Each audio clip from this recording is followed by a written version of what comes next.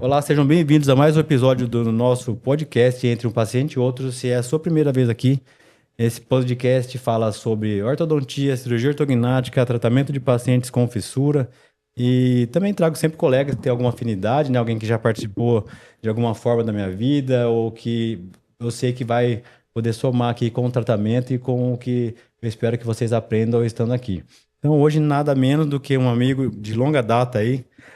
Vocês vão descobrir isso na conversa, mas Sérgio foi, posso falar, meu veterano, né, na residência, né? Era na ortodontia, mas a gente tinha uma convivência muito próxima ali. Então, Sérgio Azevedo, ortodontista diretamente de Natal, aqui hoje em Bauru, trazendo o que há de melhor para a ortodontia aí com vocês. Então, vai ter muita coisa que ele vai poder contar, história de vida, tratamento de pacientes no consultório, a fissura no Nordeste, né, que se ajuda muitos pacientes por lá também. E agora essa nova etapa de volta em Bauru um pouco com o doutorado aí para fechar os estudos, talvez, né, Sérgio? Seja muito bem-vindo aqui, viu, mais uma vez. Muito obrigado. Obrigado, meu amigo José Bastos. Prazer falar com você, ter a oportunidade de vir participar aqui desse seu podcast, que eu já conheço, já assisti vários episódios, tenho muitos colegas e professores que participaram juntamente com você e é um prazer sempre poder contribuir de alguma forma, falando de ortodontia e contando um pouco daquilo que nós vivenciamos ao longo dessa longa jornada aqui em Bauru e está, teoricamente, aí no meu último capítulo. Talvez não, né? Nunca para de aprender, né, Sérgio? Verdade. E esse podcast é um apoio de Dental Brasil, né? Você já deve ter conhecido aí, né? Sim. Já gastou um dinheirinho lá, né? Já. Um bom dinheiro ao longo da vida, né? Quem estudou aqui não tem, já passou na Dental Brasil. Também ainda tá o chá, então eu servi um chá hoje, um chá verde com limão para você aí, gostoso. Para tomar, só cuidado, o copo tá quente, ele engana esse copo aqui. E também da Goela Padaria, você já foi lá? Já fui. Já passou lá? Já fui, muito bom. Em qual você foi? Na que era Copacabana ou... Lá de cima, lá. Na da Getúlio, na Gustavo Maciel, né? Não, Getúlio Vargas ali. Getúlio da Vargas. antiga cervejaria dos Monges. Gostoso, né? Tem almoço agora também lá e é uma nova... Falo que é uma novo modelo de padaria, né? Você não vai... Padaria conceito, né? Você nem foi, não comprou nem pão, né? Não, fui após o almoço, a gente almoçou ali perto, daí fomos comer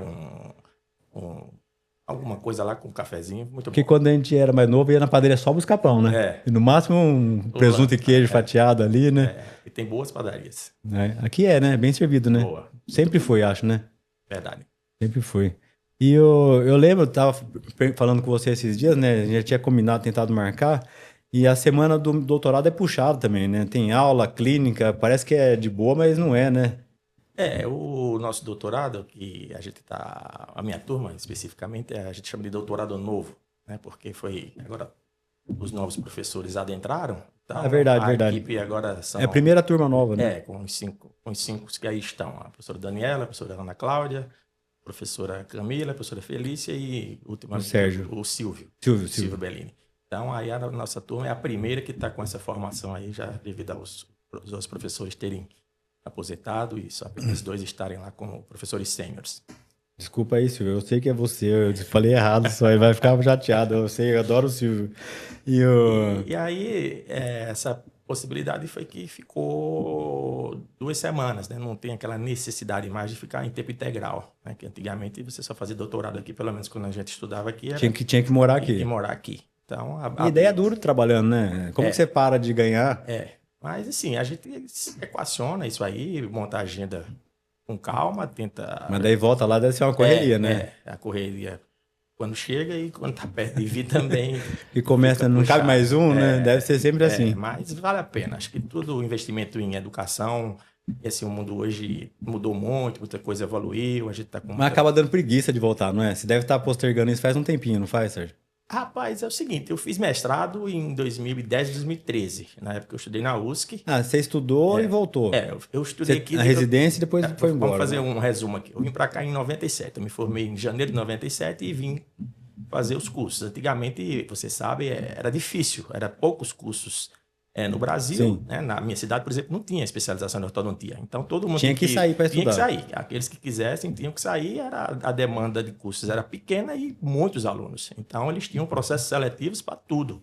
Então, você não fazia uma especialização aqui sem ter cursado um curso de ortodontia preventiva.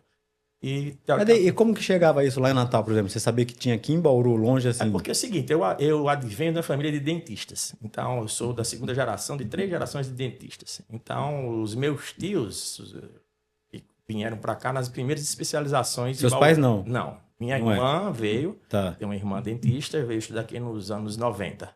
E assim, os meus tios vieram aqui nas primeiras especializações dos anos 80. Ah, você já sabia, né? Então, eles vieram fazer radiologia. E aí a minha irmã veio depois, meu cunhado veio depois. Então, deixa eu fazer um resumo aqui como é que foi. Eu me formei em 97 e na época não tinha especialização de ortodontia em Natal, nenhuma. Então, quem quisesse ser ortodontista tinha que ir ou aqui para São Paulo, ou para o Rio de Janeiro, ou Belo Horizonte, os lugares que eram os cursos mais tradicionais. Outras capitais. E esses cursos eram bastante disputados, né? Tinha uma demanda, a especialidade estava no auge, provavelmente, assim, do advento do streetwear. Então, estava muita gente querendo ser ortodontista. Valia muito a pena em termos de retorno financeiro, de quantidade de pacientes. Por exemplo, quando eu saí de Por ter Natal, pouco profissional também, tinha né? 15 ortodontistas inscritos no CRO como especialistas. E No estado inteiro. E uns 35 fazendo, quando juntava os que eram inscritos, mas os que faziam sem ainda ter título, tinha uns 35 pessoas. Muito pouco, né? Era muito pouco. Então, eu vim e não tinha como você entrar no curso direto, porque tinha todo um périplo, sequência ali, né? sequência que você tinha que... Por exemplo, você só passava na preventiva se você tivesse feito typodonto-cefalometria.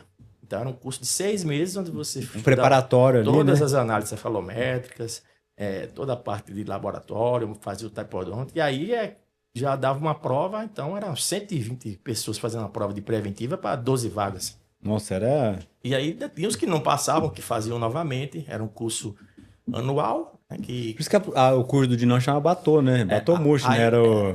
E aí tinha a Preventiva 1, depois a Preventiva 2, que você estava apto a prestar o Batô. Que eram 30 alunos. Nem era SP ainda, não, né? Eram 30 alunos, 6 meses, com aula teórica, com tarefa, com seminário, com a aula que você tinha que dar, era nota, prova teórica, e aí eles tiravam 12.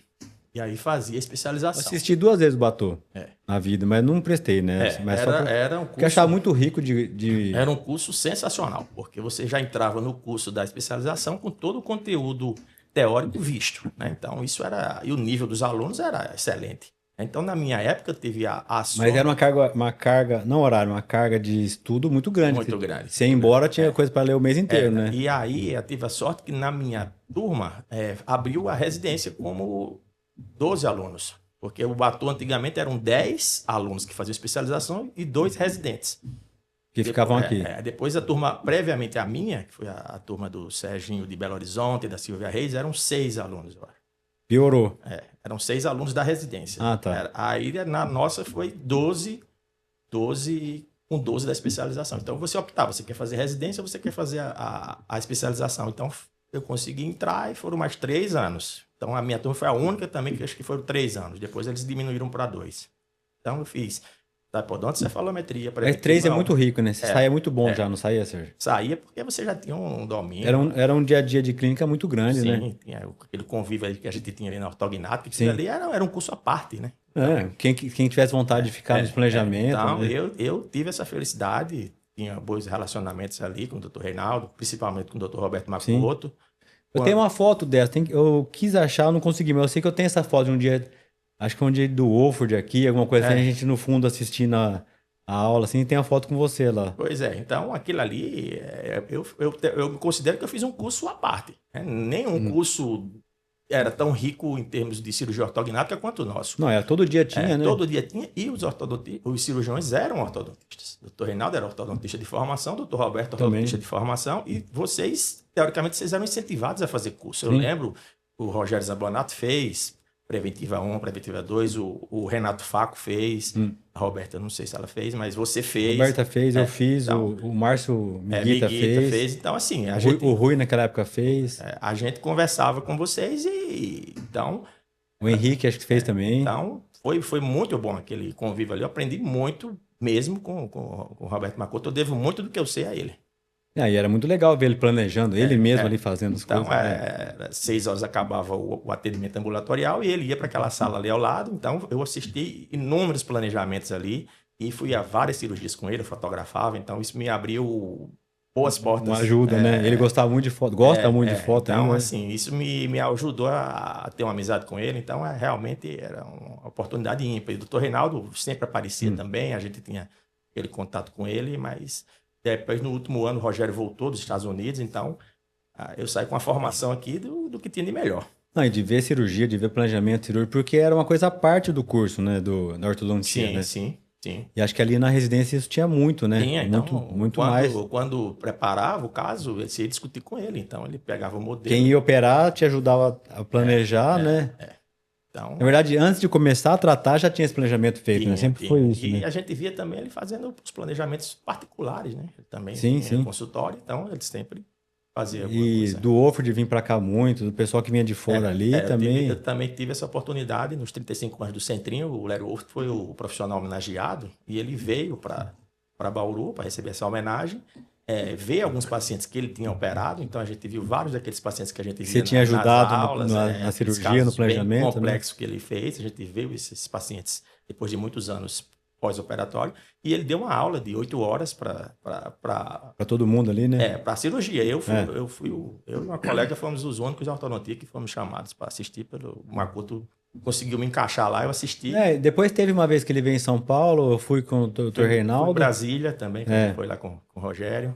Mas daí já estava um outro esquema, assim, de organização, Veio né? também o Dr. Roger Calau, de Chicago, então fez aquele caso, aqueles tracionamentos da face. Distração, distração, ready, aquele protocolo lá, então ele veio, a gente... Tipo, aquilo lá era coisa nova ali, coisa né? nova, então era a Lefo 3 que fazia, o paciente já saía direto para a UTI, e a gente acompanhou esses casos. Nossa, esse menino depois ele ficou aqui, morou um tempo em Bauru, né? Na época era uma menina, acho que era boliviana, chamava Valéria, a paciente.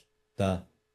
Mas depois teve um que veio, que fez o menino ficou morando aqui um tempão, porque eles ficavam aqui internados um tempão no hospital, né? O aparelho era reutilizável. Né? Você tirava de um paciente, você podia... Conseguia colocar, esterilizava e colocava. Trocava os pininhos lá que entrava. Então aquilo ali não existia aquilo... Onde você ia ver aquilo, né? No Brasil não tinha, só aqui. Então a gente viu muita coisa. A formação era muito rica, né? Então, até quando fez a primeira prótese de ATM foi aqui. O Dr. Roberto trouxe o pessoal de fora que veio para fazer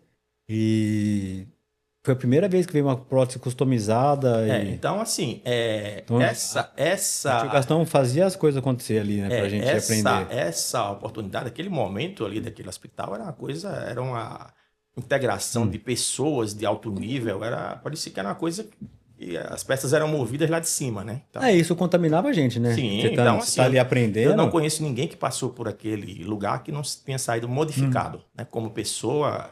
Então, assim, eu imagino assim, a gente tinha que saber que ia terminar, então tinha que virar alguma coisa, né, Sérgio? Você tinha que voltar para casa e mostrar serviço, né? Mas assim, a prática era muito rica, né? Você tinha 8 pacientes por dia, pacientes altamente com casos complexos, também tratava pacientes sem fissura, sem nenhum tipo de anomalia. E tinha a semana do Dr. Zanini, não sei se você lembra disso. Tinha também, a semana da malformação craniofacial. Então, esses casos realmente eram... Só vai ver um tipo de problema daquele quem estudou ali. Né? E aí, quando você saía, ficou 3 anos ali. Uma coisa que eu escutava quando eu entrei aqui, mas eu depois no consultório eu vejo que isso tem diferença pra gente como cirurgião, né? Mas você falar que quem tratou no centrinho de paciente com fissura, quando volta, trata qualquer coisa, é verdade? Essa frase? Trata, porque assim, o tratamento com fissura, ele dá muitas limitações. Né? Mesmo que a gente faça muito mais classe 3 ou padrão 3 do que... Sim, mas você aprende a expandir, primeira coisa. Não se faz ortodontia de boa qualidade sem saber expansão rápida da maxila. Então, você sai expert em expansão rápida da maxila, você já aprendeu muita coisa, você já larga na frente de muita gente. Então você não tem medo Você não tem medo, você domina o manejo de uma maxila como poucos, né? A expansão rápida da maxila surgiu no Brasil no centrinho, né? Como a cirurgia ortognática também a primeira feita no Brasil. Maxilomandibular foi no centrinho, o Dr. Reinaldo e o Dr. Dino trouxe nos anos 70 o expansor de Haas, lendo no livro, né? Nos artigos originais do Haas, transpôs aquela realidade para o centrinho. O Dr. Omar trouxe a expansão para a dentadura mista e descida ali, descida, dos pacientes infantis, e aquilo ali. Então, a gente atendeu muita gente e a gente aprendeu uma coisa que é fundamental em todo tipo de terapia, que é protocolo.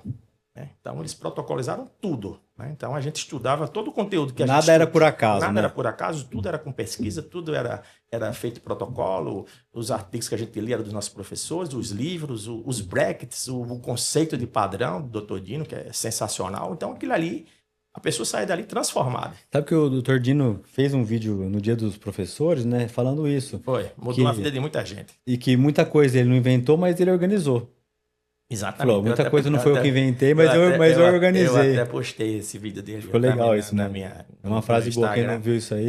Porque realmente eles botaram protocolos. Então a gente entendeu o que é uma criança com má formação, o que é que precisa ser feito, o que é que dá para ser feito. O que é um caso que vai para cirurgia, e o caso, né? quando a fissura é muito ampla e o resultado é pobre, que tem que ser conduzido com vista da cirurgia ortognática, a gente entendeu também como esse paciente ia ser tratado. E viu muita gente, né? Eu vi muita cirurgia, então eu saí daqui tranquilo. Eu sabia que eu chegasse lá em Natal, eu ia poder desenvolver esse tipo de tratamento com tranquilidade, porque eu vi muito, assisti muito, vi muito planejamento, discuti. Sabia o que fazer, né? Sabia, tinha confiança não tinha medo, tanto é que você falou agora de próstata. O primeiro caso de próstata de ATM do Rio Grande do Norte foi um paciente que me foi indicado. Então, você que preparou? A gente fez tudo, pedimos aquela da TMJ Concepts, um caso de 2009, né? Então, e tem 16 anos atrás, então, a gente operou uma menina e mudou a vida dela. Atendi ela um dia desse aí, ela tá super bem, casou, seguiu a vida. E assim, eu falei desse caso muito lugar, porque ninguém tinha um caso, a prótese extensa, tinha sido várias tentativas de reabilitá-la que não foram bem sucedidas com aquelas Você já sabia a indicação, né? Sabia. Tive a sorte também do meu colega de turma, da minha dupla, ser cirurgião bucomaxilo, o Dr. Adriano Germano, que era até presidente do Colégio Brasileiro, na gestão passada ele era o presidente, vai ser o coordenador do COBRAC, que no próximo ano vai ser em Natal.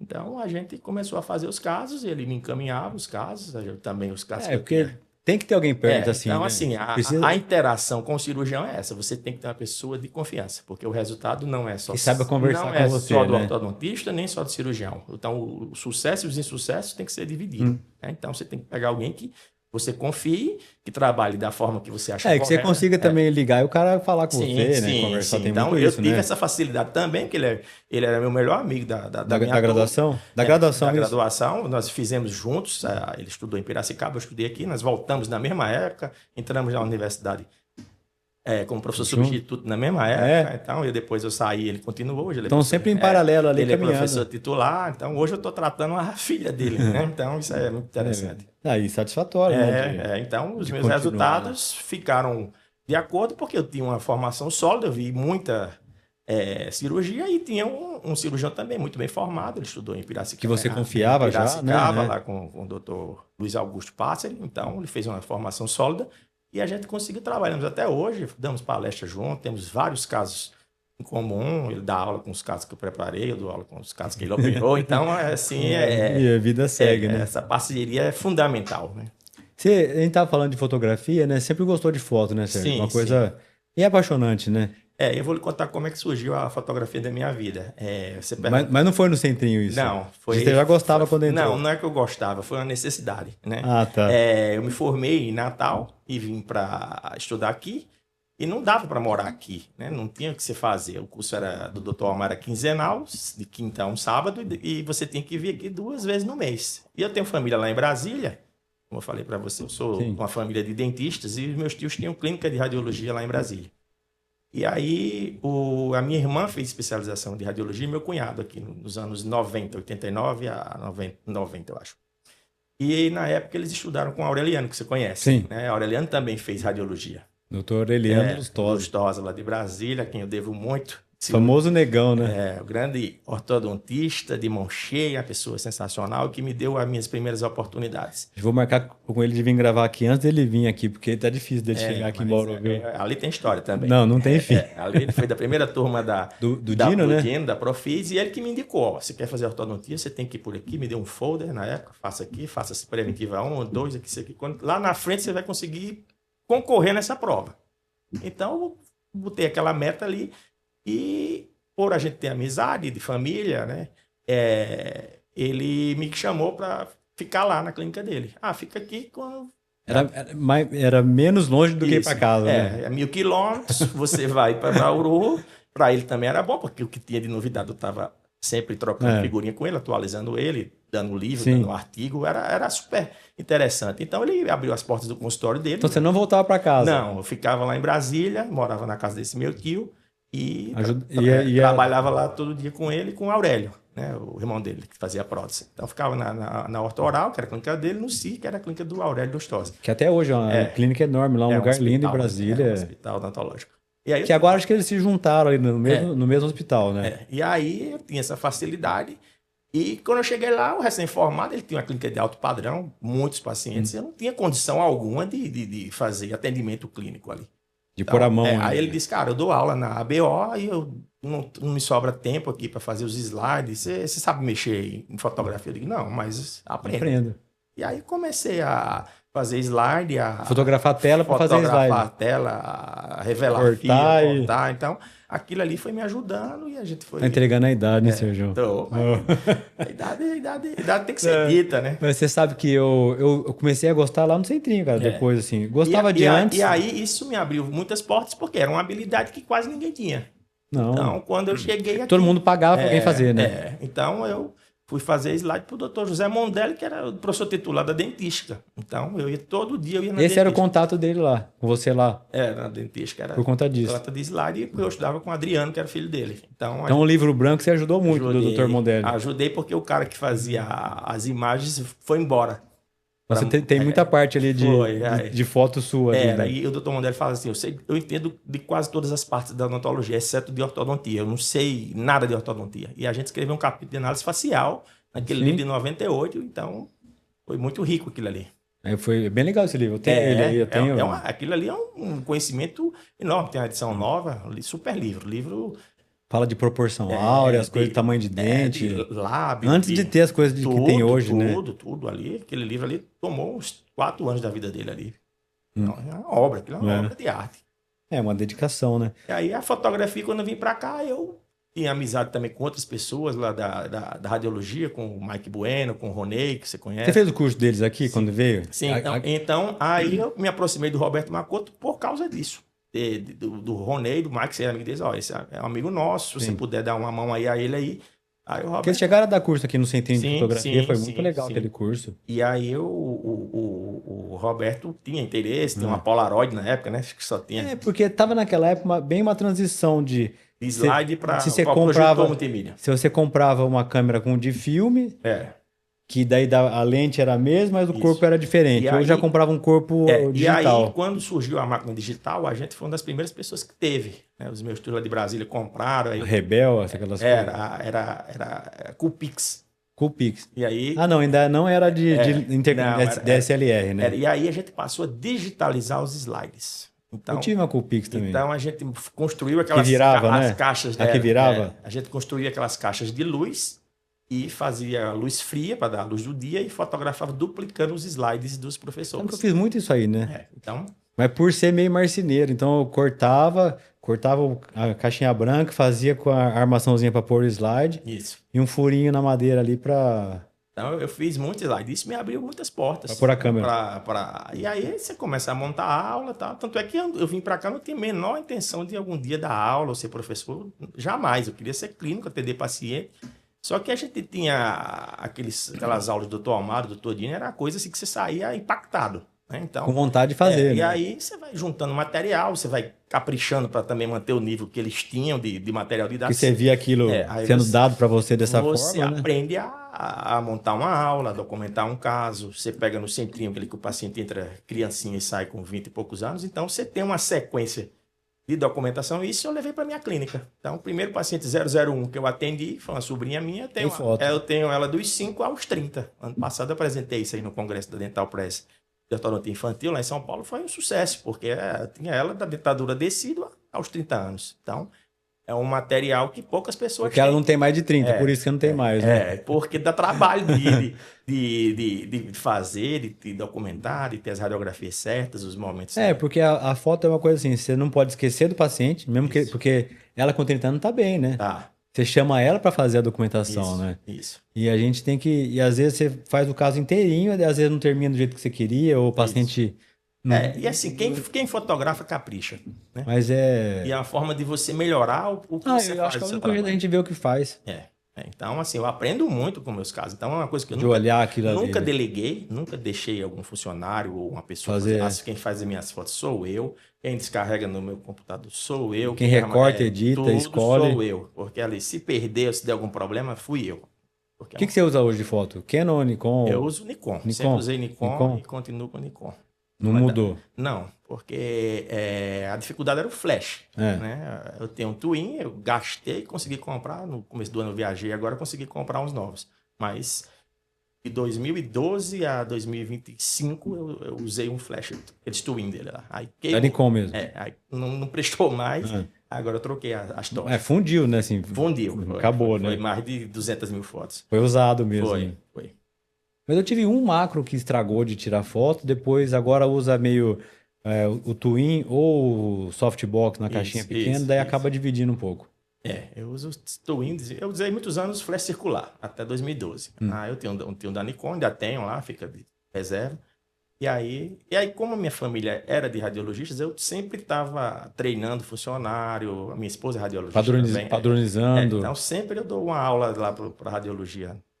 Você é chamado também para falar, né?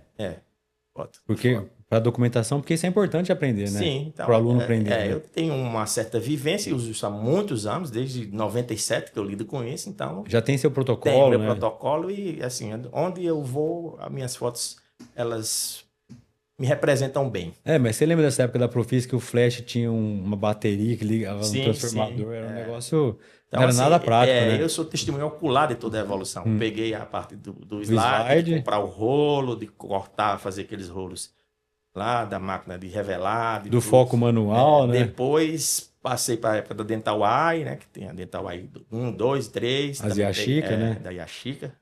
Era boa a câmera também, não era? Era prática, né? Era prática. E aí, quando entrou no digital, eu comecei por ali. Depois eu adaptei um flash circular para a minha Coolpix. Comecei assim. Depois eu comprei uma SLR em 2004. Eu cheguei a fazer assim na Coolpix, mas não era fácil, né? Não era, não. Então você tem que desenvolver algumas... Porque era meio... Você tinha que usar o manual. O que é que eu fiz? Eu fiz um anel num torneiro, adaptando na... Para entrar no bocal da lente, né? E botando no flash circular. Então dava certo. O flash dela em si não prestava, porque ficava sombra. E eu fiz assim, daí o flash da câmera ligava uma fotocélula que disparava o flash. Era isso que você fez? Não, eu tenho o flash mesmo, circular, e botava um cabo na Coolpix mesmo. Porque eu fiz eu lembro que na época era um flash Vivitar, bem fraquinho, mas era um circular, que ficava na frente da lente, daí tinha uma fotocélula ligada no flash, para o flash da câmera. E aí, quando surgiram os primeiros projetores, eu também tive acesso. Né? O Adriano Mondelli comprou um dos primeiros, o Roberto Macoto também comprou um. Eu lembro. Assim, ele emprestava, quando eu ia dar uma aula assim, num congresso, ele emprestava o notebook porque não tinha, né? Era dureza, cara, era difícil. Não tinha, era muito caro, era dólar, era caro. E eu lembro que na residência eu tive uma passagem assim, de eu juntar um tempão a grana para comprar um notebook Toshiba. E ele, tipo, queimou muito rápido, assim, não durou um ano, sabe? Foi uma frustração. Eu tive 2 Toshibas. Daí o Dr. Roberto tinha um MacBook, daqueles preto, lembra? Tinha branco e preto. Ele comprou um preto, não aprendeu a usar porque ele gostava do Dell. Daí ele falou assim, quer ficar, fica, paga o jeito que você puder. Aí ele, mas vou casar o ano que vem, vai demorar. Não, fique em paz, depois você me acerta. Ele mandava, muitas vezes, eu levar o computador pro Ronei consertar. Nos congressos de radiologia, o Ronei mandava o notebook dele por mim. Era uma responsabilidade. Carregar cheio de aula, grande, pesado. Dele, né? E aí, era isso, cara. E assim, o Roberto sempre dava uma dica, eu escutei esses dias... Os 2 módulos atrás, eu conversando com o Tiago Turri, e o Tiago disse, cara, primeira coisa ele me chamou do lado assim, disse, cara, compre uma máquina e um flash para você. Para começar, Ele disse, meu primeiro salário... Ele dava essa dica. Ele orientava a gente a fazer isso. Para quem realmente ele tinha afinidade, ele chamava e dava umas orientações assim de vida que valiam muito a pena. Não deixa de tirar foto, não deixa fotografe tudo, seja criterioso. E a gente via como eles eram criteriosos. E também o doutor Amado Todino tinha o Fabrício na pós-orto, que era material didático de o melhor do Brasil. Não tinha que trabalhar assim, ali no começo dos anos 2000 daquela forma. E a questão de foto, assim, a gente vai atualizando. Você escolhe uns para dar aula e vai mantendo aqueles lá mais perto, né? Aí hoje eu acrescentei o que no meu protocolo? O vídeo. Eu faço um Vídeo, videozinho, telefone mesmo. Para ter a movimentação, e né? com 3D, com as tomografias, então hoje a gente consegue fazer um material aqui de muito boa qualidade. Porque o vídeo fica legal. Veja assim, quando eu ponho foto de cirurgia em aula, é uma coisa. Quando você mostra o vídeo, chama muito mais atenção, parece, né? Sim. Fica uma coisa aqui. E vocês, na área de vocês, então, que o negócio mudou muito, né? Com o crânio composto ali, aqueles planejamentos. Ajudou muito, Aquilo ali nada tão informativo como um planejamento de cirurgia Teve ortognática. aula disso de malformação, ainda falou eu e o Henrique mostrando, né? Como o Henrique falou da evolução, de como que faz hoje, um passo a passo de como fazer. Se a gente for lembrar daquelas noites de planejamento, de cortar dias, fazer vizinho, né? Começava às 6 horas, terminava às 11 horas da noite. Pra estar no hospital 7 horas. Depois a gente ia jantar, né? Ia lá pro Baby Buffalo, você lembra? De vez em quando, né? Quando o patrão pagava, a gente ia, né? Levava a gente lá no Baby Buffalo. Baby Beef, eu acho que era Baby Buffalo. Não existe até hoje, aqui em Bauru.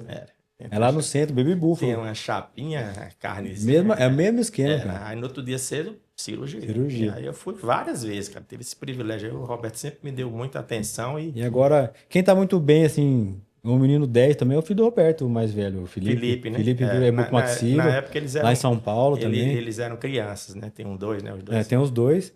Mas o que ficou dentista hoje é o Felipe. É o mais novo ou é o mais velho? Mais velho.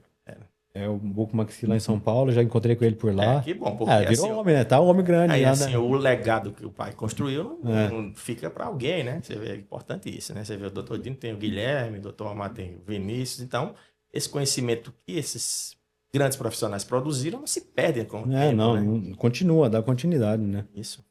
E eu tava falando, e essa questão de quando o Mike veio para cá, eu tava quase para comprar uma câmera de filme dele. Se eu tivesse comprado, tinha ficado com um trambolho na mão. Então, assim, eu devo também muito quando ele veio. Se ele não falasse aquilo, não, compra, espera, se não for comprar, mas não compra. E o digital não teve volta, né? Assim, o filme não teve volta, aqui né? Aqui nos cursos de radiologia que tinham aqui em Bauru, não tinha muito quem desse essa aula de foto. Então, um primo meu veio fazer especialização aqui na PCD. Esse cara vai ter aula de foto e não tem ninguém para dar essa aula lá. Aí foi que eu entrei para começar a dar aula nessa situação. Porque a gente começa onde tem... onde chamam, né? Então, aí eu digo, cara, eu nunca dei aula disso não, mas eu sei muita coisa, porque eu faço isso no meu dia a dia, mas eu não tenho a parte teórica. Aí eu liguei pro Mike, cara, ele me mandou um material, ele tem um CD que ele lançou na época, ele mandou um monte de slide. Sim, você mostra a grandeza de uma pessoa, né? Ele não teve nenhum tipo de problema. Não, Sérgio, fique aí.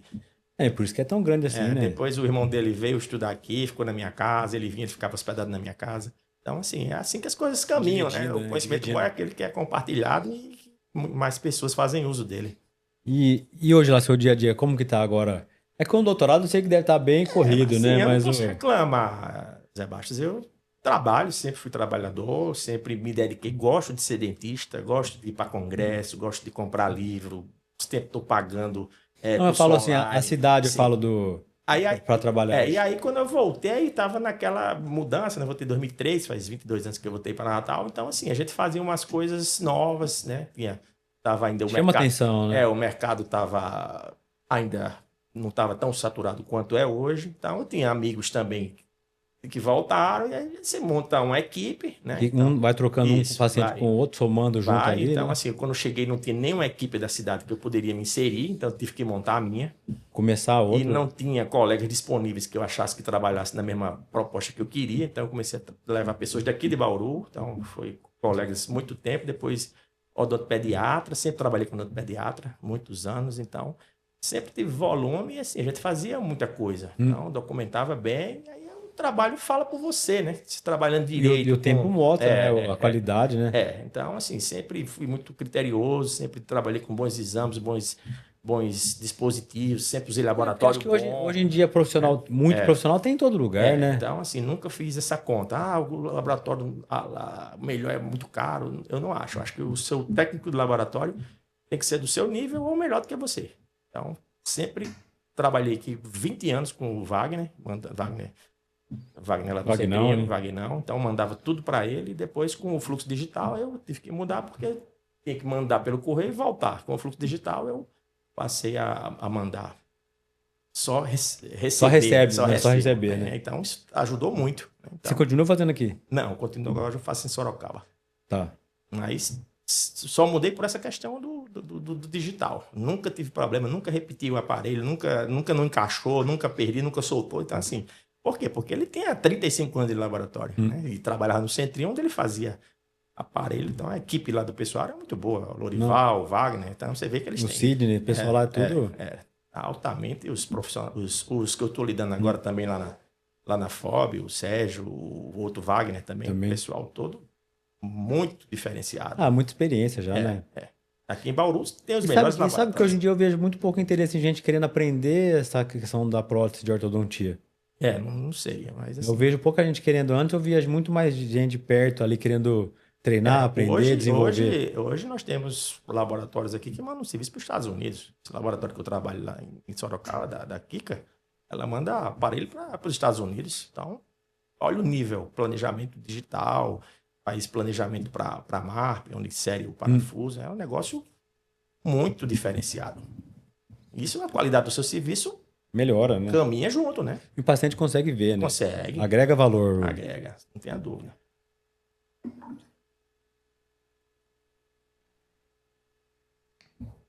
Muito bom, chá. Gostei. É gostoso, o chá é bom. Gostoso. Eu tomo, eu tenho uma. Gosto de tomar também. E a volta agora para Bauru, você vai... Né, a gente pode voltar um dia a falar isso quando tiver os resultados, se você quiser aí. Sim. Você vai trabalhar com...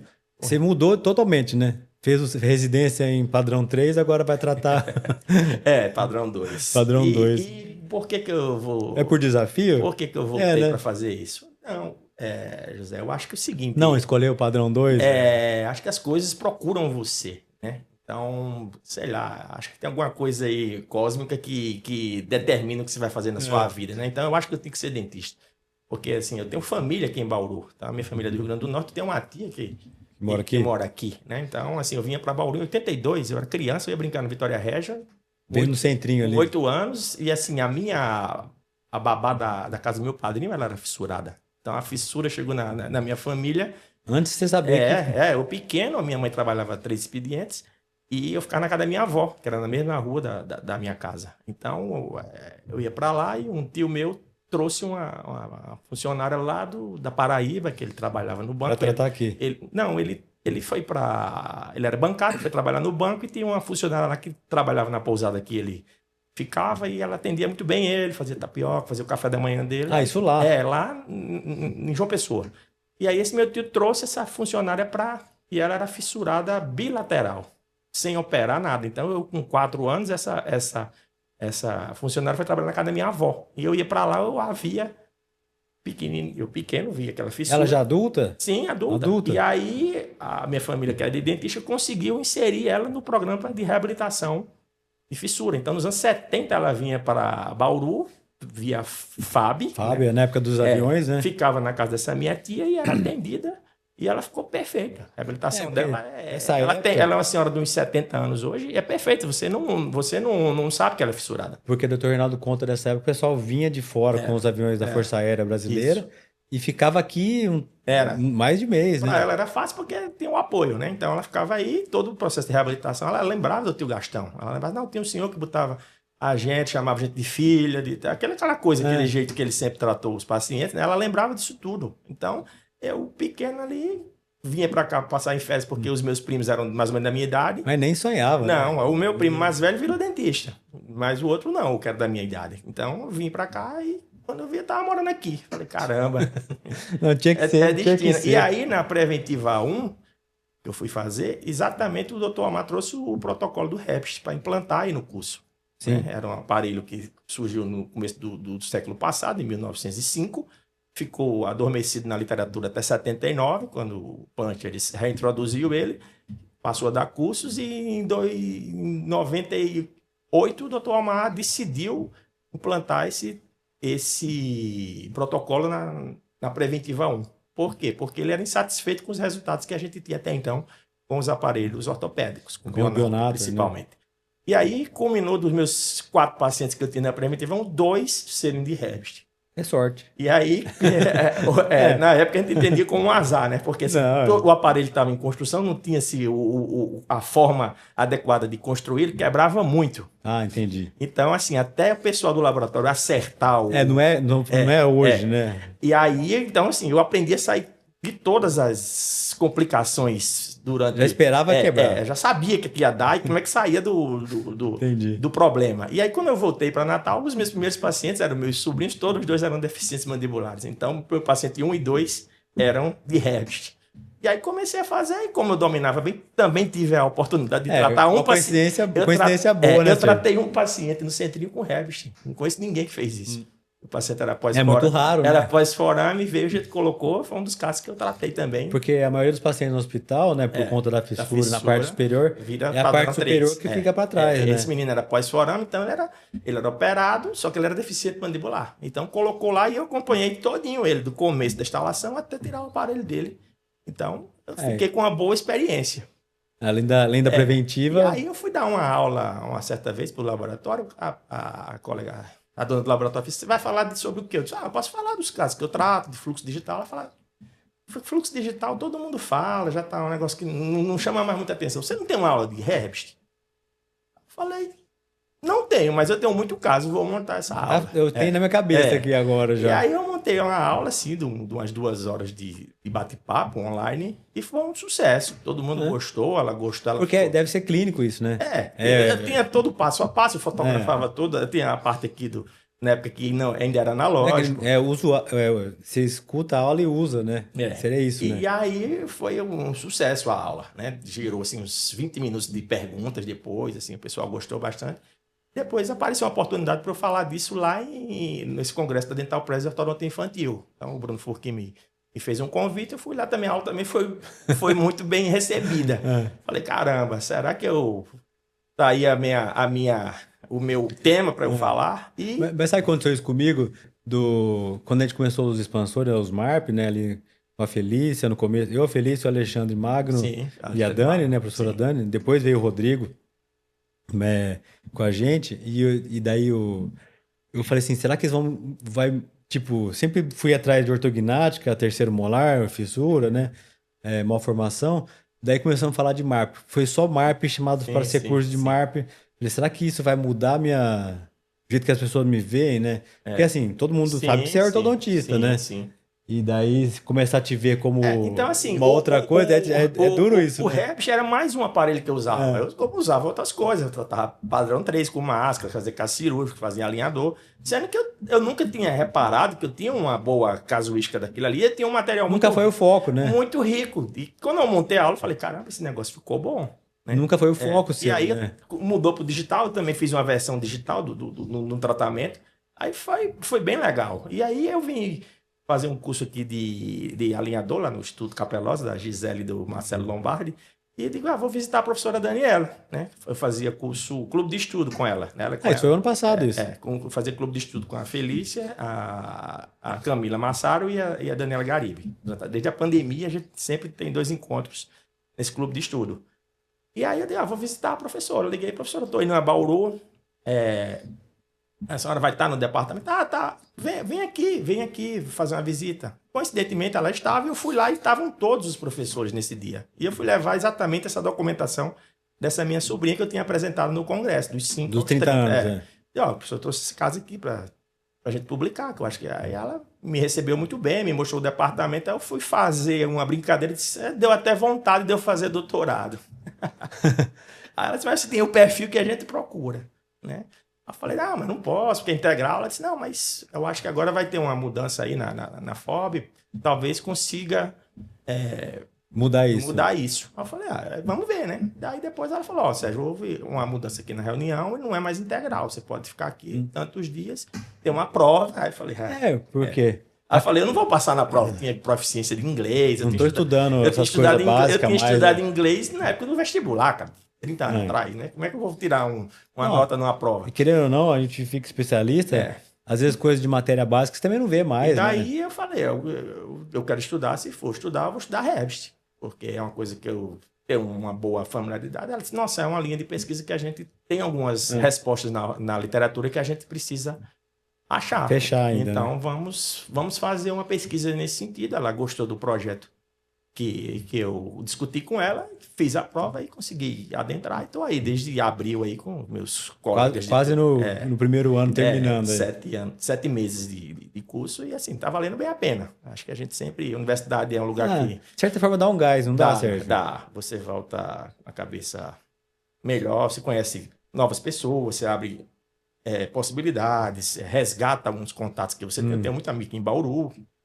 Então, assim, é sempre válido. Não, sim. Então, acho que valeu a pena. Eu estou satisfeito. Bauru tem um negócio gostoso, né? De você estar no lugar e encontrar todo mundo junto. E assim, a clínica lá do doutorado também tem no centrinho, então a gente atende às quintas-feiras pacientes com fissura, então eu gosto muito Tá de volta em casa ali, né? As mesmas auxiliares da minha época, os meus colegas de turma, 2 são professores, o Rogério Penhavel e o Adriano Porto, o Tiago, que era da preventiva quando eu fazia corretiva, tá lá também, então foi muito bom resgatar esse tipo de contato com você também, que fazia tempo que a gente não se via, né? Então, assim, passa um filme muito bom na cabeça e a gente tá bom, fazendo novos capítulos, né? Eu acho que você tem que estar sempre em movimento. Porque do jeito que era, eu penso assim, né? Ou você já fazia logo direto, né? Mas é duro ficar aqui... Sim. É duro ficar aqui com bolsa e com dinheiro curto muito tempo, né? 2, 3 anos passa. E assim, a minha primeira vinda para cá levou 6 anos. 3 anos de preparatório e 3 anos de porque residência. Você ficar assim, tudo junto, mais mestrado, doutorado, para depois ir embora. Aí eu voltei. Aí quando surgiu o advento da ancoragem esquelética, a gente não tinha, em 2003, quando eu saí, não fazia mini implante, não tinha. Então eu senti necessidade de aprender isso. Aí o doutor Dino abriu a pós-graduação na USC. Eu lembro, foi muito rico Dino também. E o doutor Omar. Então era a primeira turma, eu vim fazer a parte da primeira turma. Era uma turma excelente. O Zé Capelosa, tinha muita gente boa, o Fábio Guedes, então a turma... Foi muito rico aquela época. Daniele Nóbrega. A minha turma, os 12 eram todos muito bons. Então a gente fez o curso... Já eram bons especialistas. Só era especialista, era um curso super... Era um nível... alto, o sarrafo era alto, então você tinha que estar ali fazendo e as pesquisas ali, saiu muita coisa boa. Foi uma pena ter terminado isso. Foi, assim, aí teve o problema do Dr. Omar, de saúde, então já mudou um pouco do que o curso realmente iria acontecer, pena. mas era um curso... Sei que o Dr. Dino tinha um carinho muito grande, assim, além de tudo que ele faz, mas com essa pós-graduação. E aí eu fiquei de 2010 a 2013, eu vinha todo mês também, então foram 3 anos o mestrado, mas valeu super a pena, aí parei, aí comecei a dar aula em alguns cantos, depois dei uma largada, digo, você está tomando muito meu tempo, o meu consultório é o meu dia a dia foco, mesmo. Né? E aí apareceu essa oportunidade do doutorado na FOB, assim, aprendi muita coisa. Sem precisar ficar integral, né? Aprendi muita coisa nesses cursos que a gente fez aí online, aí, com a professora Daniela, com a Camila, com a Felícia. Porque assim, tem uma altura da vida que você fala assim, vou parar 2 anos, 3 anos para fazer um doutorado. Integral é difícil, né? Não dá. É difícil. Assim é bem complicado, mas assim, com boa vontade e você tendo um suporte em casa, sua família... Foi um problema, eu tenho 2 filhos pequenos, um de 10 e um de 6. Isso foi complicado. Só disse a eles que ia acontecer isso depois que eu passei na prova. Porque senão... Só o tá longe só então, a distância já é ruim, né? Então, assim, ele foi sofrido, né? A minha mulher tem uma cabeça bem aberta, ela disse, vá. Sei que você quer, vá lá, dê o seu melhor. Quando tá em casa, aproveita agora, as crianças, resolva o que você tiver lá, resolva lá. E quando você estiver aqui, você resolva o daqui. Não traga o de lá para você resolver aqui, porque não vai dar certo. Aí... esse combinado que a gente fez, está dando certo e estamos aí na luta. Aí vai acabar, né? Vai terminar. Vai, assim, o trabalho vai sair, a gente está fazendo muita coisa interessante aqui.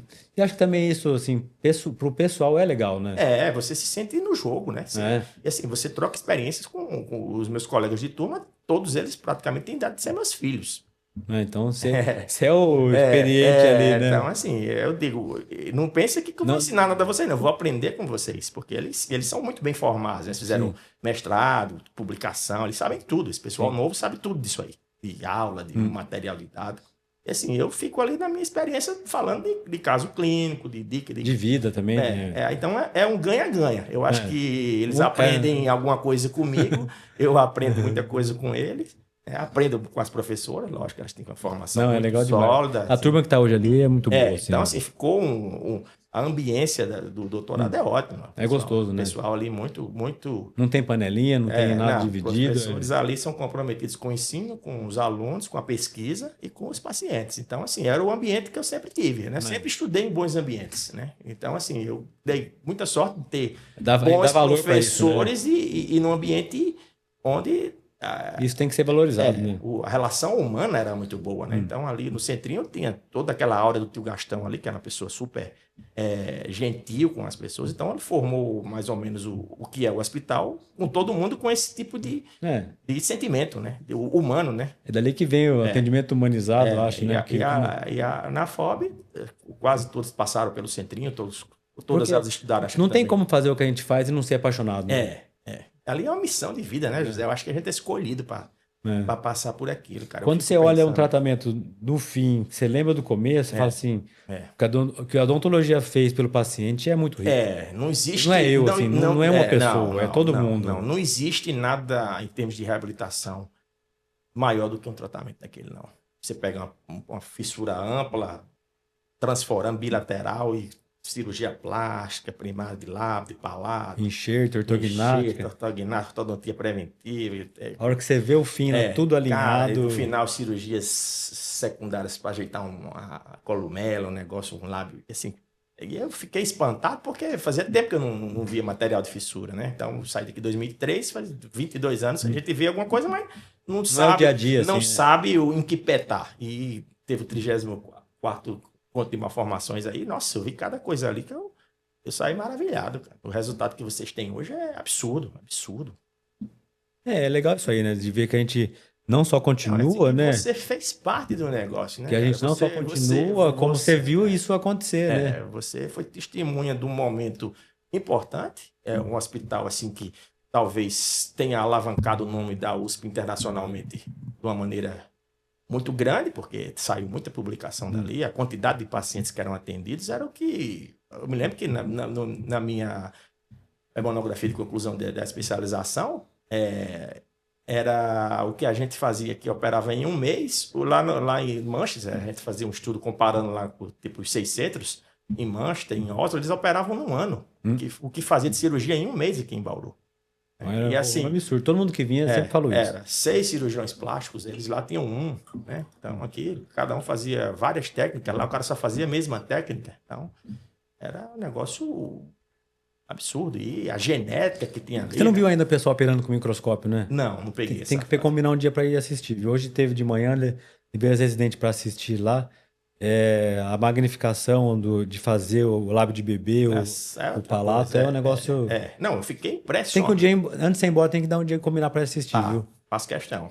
Você vai ver E como é no microscópio, você consegue, tem auxiliar, cirurgião, você tem um outro... Eu me baseio pela periodontia, né? Que quando surgiu a microscopia em periodontia, eu me lembro que tinha um profissional aqui da Pério que fazia, ele disse, cara, eu dou 5 pontos com o microscópio, onde a olho nu só consigo dar 1. Né? Então imagina a precisão e a delicadeza de uma sutura dessa. É muito legal de ver e porque de ter melhor resultado, né? Então, assim, os casos lá que eu vi que vocês operaram lá do Tiago, né? Tiago deu aula pra gente aí. Sensacionais, cara. Aquilo ali, onde ele mostrar aquele material ali, todo mundo... Não, chama atenção. Um negócio... Você não vê aquilo em lugar nenhum, cara. Então, quem trata uma má oclusão daquela... E assim, os casos que a gente tem com o Tiago, com o Rogério, é bem legal porque os dois atendem só ele, né? Então, vai voltar com ele, vai ficar com ele. Não tem a variável mão humana, né? É o mesmo ortodontista e 2 ortodontistas de mão cheia. Então, a gente planeja no começo, nessa época vamos moldar para conversar, daí molda e conversa. Assim, é pontuado. Eu fico feliz, porque o Rogério é muito meu amigo, um dos melhores ortodontistas da minha geração, disparado. Ele a gente é vizinho ainda hoje. Viu? A gente é vizinho. Ele nunca me convidou para ir na casa dele, mas... Então eu vou chamar, a gente bate lá, Sérgio. Você vai em casa, a gente bate na casa dele. Eu adoro ele, cara. Eu adoro ele. É meu parceirão de curso. Sempre falo com ele. Viu? Vai um sábado em casa, a gente vai lá na casa dele. Foi o aniversário dele semana passada, acho que no começo do mês. Meu Deus, parabéns. Ele foi responder 5 dias depois. Os trabalhos igual mas a gente vai, vamos fazer isso. Fiquei feliz que ele tá lá e fiquei feliz com o Tiago, cara. Os casos que ele mostrou assim foram... E o Thiago tá integral ali no hospital, assim, tá sem consultório Então, hoje em dia, assim, né? aí, Então ele é professor e trabalha assim, no hospital. aquela turma ali do Centrinho era sensacional. Na minha época, grandes ortodontistas ali, a Rita, a Araci, o Aiello, cara, Ela tá lá ainda, né? o Aiello foi Firmão. um dos maiores ortodontistas que eu vi de perto. Sempre disse isso a ele. Não que todos eram excelentes. A Terume, pelo amor de Deus. Estão muito caprichosos, né? Pessoas assim que nasceram para fazer aquilo. Aí quando juntava com o Roberto, com o Reinaldo, não tinha como um caso não Ficar ruim, né? Era, É muito cabeça boa junto, então, né? assim, Mas você vê, a gente viu a coisa acontecer, não tinha noção na época do que era, né? era, né? Hoje Você fala, pô, você olha para trás, eu olho para trás e vejo. o privilégio que a gente teve, E né? assim, e a história segue, né, cara? Então, assim, novas pessoas vão entrando, sai o doutor Dino, sai o doutor Omar, a Terume ainda tá lá, a doutora Silvia, sai a doutora Arlete, né? Mas fica lá, a Rita saiu Tenta agora. se manter, né? E o pessoal que entra com aquela formação, porque foi treinado no mesmo ambiente, né? Todos fizeram a mesma. O grande lance daquele departamento ali era esse, que todos eram formados pelo doutor Dino e pelo doutor Omar. Então, Era muito parecido de pensar, né? a filosofia, a perspectiva diagnóstica era a mesma. Então, era muito rico. E os cirurgiões também, todos foram. O doutor Reinaldo veio primeiro, depois treinou o Roberto, a Roberta, o Rogério, você, os outros que estavam lá, né? Então, era... E é legal isso aí, porque daí você vê que você pensa, se você muda alguma coisa, mas a base vem no mesmo lugar, então é muito e parecido. qualquer dúvida que você tem, você liga para um colega, todo mundo sabe o que você está falando, fala a mesma língua, né? Não tem filosofia, um formou no Rio, outro formou em Minas Gerais, outro formou em Araraquara, não. Aqui era todo mundo Centrinho Futebol Clube, né? E o pessoal lá da FOB também, os professores, todos eles passaram por ali. E não é ser bairrista, né? É dar valor para quem é de perto, Sim, né? eu acho que eu tenho orgulho daquilo ali, cara. Como eu tenho orgulho de estar agora tendo a oportunidade de estar no doutorado num departamento dos melhores do mundo, né? Fazendo ciência e... Se não for o melhor, né? Porque ali... tentar contribuir na minha carreira com artigos, que foi uma coisa que eu nunca foi o meu foco, que eu sempre pautei minha conduta clínica em ser clínico, em atender paciente e ver doente. Agora vamos escrever o que a gente viu aí ao longo dessa jornada. E daí você traz aqui o resultado quando tiver, você vem mostrar aqui. Vamos fazer essa amostra aí de Revst, estamos estruturando aí o projeto. E vamos se encontrar mais aí esses dias que você vier, vamos combinar mais. A gente não se vê, mas a amizade é a mesma. Com certeza. As boas lembranças. Mas ele tá do ladinho ali, tem que avisar ali, ó, tô aqui, vem ali, eu passar, viu, certo? Isso. Mas agradeço a sua oportunidade aí que você tá dando aqui pra gente Imagina, contar um prazer pouco é dessa meu, história. Para você deve ter sido bom também, que você relembrou aí várias passagens. Muita coisa, né? não esqueço não. Época muito boa da gente ali, do hospital, da era uma época residência. difícil, mas muito prazerosa e sim, de grande aprendizado. E a gente seguiu, a né? gente estava ali só para fazer aquilo, né? Então, e a oportunidade era dada e tinha paciente, tinha estrutura, né? Você trabalhava, a gente trabalhava ali com o que tinha de melhor os brackets, na época. E aprendemos a profissão, seguimos a vida. E assim, a gente tinha muito em quem se espelhar, né? Então, assim, as pessoas eram boas pessoas, sabiam tratar bem as pessoas e eram excelentes profissionais. Um aprendizado para a vida mesmo. Eu acho que é uma tirando uma mega cena. Mais ou menos isso. Eu considero isso. Eu agradeço todos os dias a chance que eu tive lá atrás e que eu pude aproveitar, porque assim, vários colegas excelentes, até alguns que eu considerava melhor do que eu, não conseguiram permanecer. Espaço, e, sei lá, ficou em alguma coisa, ou desistiu, ou não pôde ficar. Fala na especialidade? Sim. Alguns não conseguiram, né? Chegavam vários e só ficavam. Não era todo mundo, não cabia todo mundo. Não era todo mundo. Então, era um processo seletivo rigoroso, a gente era submetido. Então, pressão, né? Era uma vitória. Eu entrei em 12º da minha turma, eu fui o último a passar, assim, e a nota era. A minha nota foi 8,1, eu fui o último. Então era de 9 para 8,1 foi. Viu? E você imagina na turma do Aureliano, o que não foi isso? Aí era a briga de foice. A primeira turma, como que foi? Mas assim. O pessoal devia ir na biblioteca esconder livro, entendeu? Precisando estudar. E todos ali viraram excelentes profissionais. Não tem ninguém ruim. Sou amigo de vários ali, do Nivaldo, lá de Ribeirão Preto, do Macota da turma 1, Aureliano, tinha o Caricate. Então. Porque não tinha como, cara, não aprender. O Caricate me orientou na preventiva. Também foi da minha época. Muito gente boa. Ele mora aqui perto hoje. José Antônio de Bauru. Caricate. Você encontrou com ele aqui? Encontrei no ano passado no encontro aí do hospital. Porque ele mexe e tá por aqui. No ano que vem vai ter um encontro novamente. Ele vai estar aí, a gente vai dar Deve ser na semana do doutorado, né? Não sei, é em agosto. 22 Não, anos. mas já saiu a data, viu? Já vi a data. Que é? Porque não saiu a data do doutorado ainda. Ah, tá, entendi. Não é dar um mês em Bauru, né? Daí tem que trazer a família pra casa. Tá certo? Aí. Muito obrigado. Obrigado você pela oportunidade. Prazer aí, ó. E parabéns aí pela sua carreira, cara. Eu acompanho Obrigado, mesmo senhor. à distância, Obrigado. sei que você faz coisa muito bem feita, eu acompanho seus casos, tem vários amigos que operam Obrigado. com você, trabalham junto e falam aí, e assim, certeza. o seu natural é o melhor, você é uma pessoa boa, né? Obrigado, Sérgio. Foi um prazer, viu? Todo meu. Obrigado, Valeu. José. E se você ficou até aqui, gostou, não deixe de se inscrever, curtir esse episódio, compartilhar com quem você acha que vale a pena ou tem a ver esse conteúdo. Fiquem com Deus, até a próxima.